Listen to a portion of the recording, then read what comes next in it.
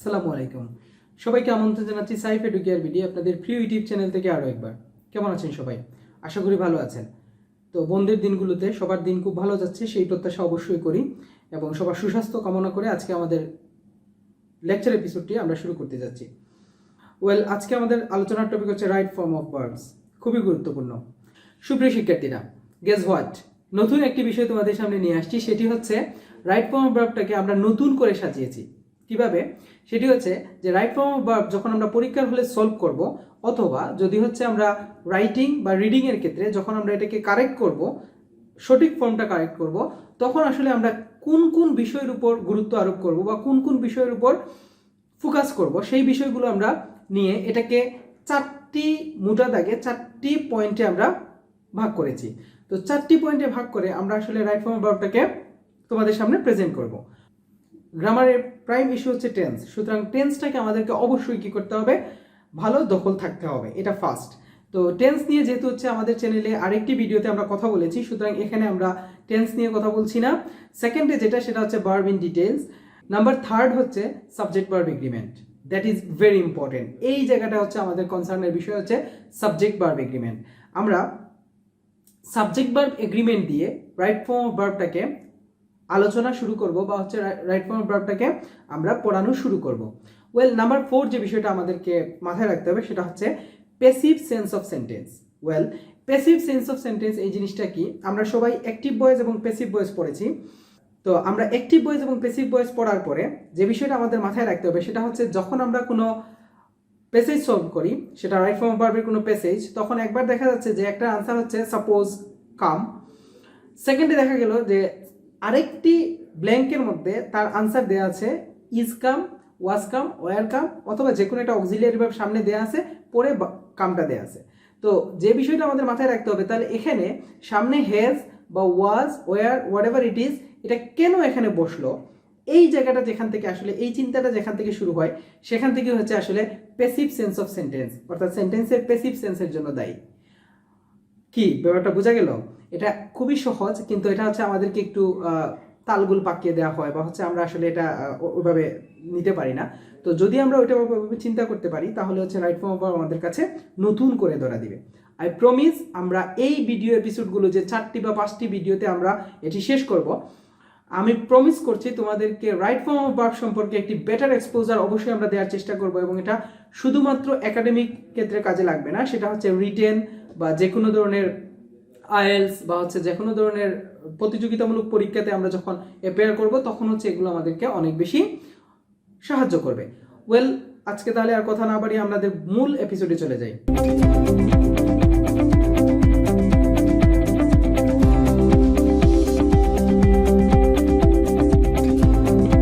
আজকে ইংরেজির জন্য খুবই গুরুত্বপূর্ণ একটা টপিক নিয়ে আলোচনা করা হবে, যেটি হচ্ছে সাধারণত দুটি সাবজেক্ট যখন অ্যান্ড এবং অন্যান্য কনজাংশন অথবা প্রিপোজিশনাল ফ্রেজ দ্বারা যুক্ত থাকে, তখন তার ভার্বটা আসলে কি হবে তা নিয়ে আমরা কনফিউজড হয়ে যাই। তো সেক্ষেত্রে আমি আজকে হচ্ছে 3টা নিয়ম দেখিয়ে দিব, ইনশাল্লাহ ক্লিয়ার হয়ে যাবে। প্রথমেই অ্যান্ডের কথা বলছি। অ্যান্ড দ্বারা যখন দুটি সাবজেক্ট যুক্ত হয়, তখন যদি একই ব্যক্তি বা একই বস্তুকে বোঝায় তাহলে ভার্ব সিঙ্গুলার, আর যদি আলাদা কোনো কিছু বোঝায় তাহলে ভার্ব প্লুরাল। যেমন slow and steady wins the race, আর bread and butter is my favourite food. আর যদি হচ্ছে গিয়ে আলাদা কিছু বোঝায়, যেমন he and I are well.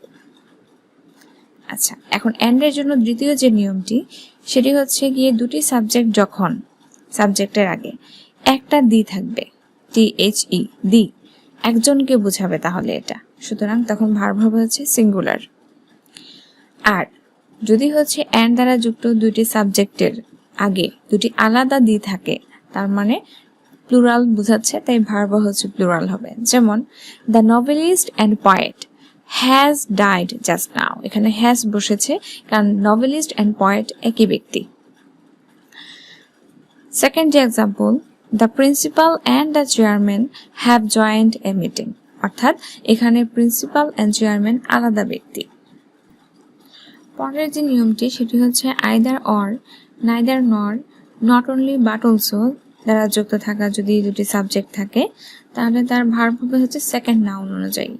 যেমন neither he nor I am to do my homework today. And second example, neither Rana or his friends have done it. এখানে his friends হচ্ছে সেকেন্ড নাউন বা সাবজেক্ট, সেজন্য এখানে has না বসে have বসেছে। Then not only Reza but also his parents are guilty. এখন হচ্ছে and এবং ওই তিনটি যে কনজাংশন ছিল সেগুলো ছাড়া বাকি যে কনজাংশনগুলো এখন দেখানো হচ্ছে সেগুলো দ্বারা যদি দুটো সাবজেক্ট যুক্ত হয় তাহলে হচ্ছে তার পূর্ববর্তী সাবজেক্ট অর্থাৎ ফার্স্ট সাবজেক্ট অনুযায়ী তার ভার্ব বসবে। এক্ষেত্রে যে প্রিপোজিশনাল ফ্রেজগুলো হতে পারে যেমন as well as like unlike, and not, and no, but not, with, alone with, together with, plus, including, excluding, containing, in addition to, accompanied by, surrounded by, flanked by, coupled with. যেমন হচ্ছে example যদি আমরা বলি she as well as her brothers was present. এখানে হঠাৎ করে দেখলেই মনে হবে যেন হার ব্রাদার্স যেহেতু আছে তার মানে ওয়ার হতে পারে, কিন্তু খেয়াল করতে হবে এখানে দুটি সাবজেক্ট এবং অ্যাজ ওয়েল অ্যাজ দিয়ে কানেক্ট করা। সো এখানে হচ্ছে শি অনুযায়ী হচ্ছে এখানে ভার্ব বসবে, অর্থাৎ ফার্স্ট সাবজেক্ট হচ্ছে শি, সো এখানে ভার্ব হচ্ছে was. Then second example, Rahim and not I is guilty. এখানে আই এর পরে ইজ দেখে হঠাৎ করে মনে হবে যে কি হতে পারে, বাট অ্যান্ড নট দ্বারা দুটি সাবজেক্ট যুক্ত হয়েছে এবং প্রথম সাবজেক্ট অনুযায়ী ভার্ব ইজ হবে। থ্যাংক ইউ সো মাচ আমাদের সঙ্গে থাকার জন্য। ইনশাল্লাহ গুরুত্বপূর্ণ রুলস যেগুলো সাবজেক্ট ভার্ব এগ্রিমেন্ট এবং আদার্স আইটেমগুলো তো অ্যাপ্লিকেবল হবে এরকম রুলসগুলো আমরা ইনশাল্লাহ দিয়ে দিব। আর ভালো থাকবেন। সুপ্রিয় শিক্ষার্থীরা, আজকে আমরা সাবজেক্ট ভার্ব এগ্রিমেন্টের অত্যন্ত গুরুত্বপূর্ণ তিনটি রুলস পড়লাম। আমি আশা করি এখানের মধ্যে থেকে সবাই হয়তো কিছু না কিছু শিখতে পেরেছো। তো হচ্ছে এগুলো হচ্ছে খুবই গুরুত্বপূর্ণ কেস। আমরা যখন ফেসবুকে স্ট্যাটাস দেখি অথবা হচ্ছে কারো রিটেন এক্সাম পেপার দেখি অথবা হচ্ছে কারো একটা অ্যাপ্লিকেশন দেখি, যে কোনো ধরনের পেপার দেখলে দেখা যায় যে এগুলো মারাত্মক টাইপের মিস্টেক। আমাদের অনেক রিনাউন্ড পার্সোনালিটি তারাও এই ভুলগুলো করে থাকেন এবং তোমাদের সুপিরিয়র, সিনিয়র, জুনিয়র এরা সবাই কিন্তু এই ধরনের ভুলের মধ্যে বড় হচ্ছে। সুতরাং এই বিষয়গুলো মাথার মধ্যে রাখতে হবে এবং এই ফ্যাক্টগুলো অবশ্যই আমাদেরকে সলভ করতে হবে। থ্যাংক ইউ সো মাচ সবাই এই ভিডিওটি দেখার জন্য, এবং সামনের এপিসোডের ভিডিওগুলো আরও গুরুত্বপূর্ণ, আরও এক্সক্লুসিভ রুলস নিয়ে সাইফ এডুকেয়ার ভিডিও তোমার সামনে হাজির হবে। থ্যাংক ইউ সো মাচ যারা হচ্ছে কন্টেন্ট প্রোভাইড করেছেন এবং কন্টেন্ট প্রোভাইডার সহ সবাইকে ধন্যবাদ। Happy teaching.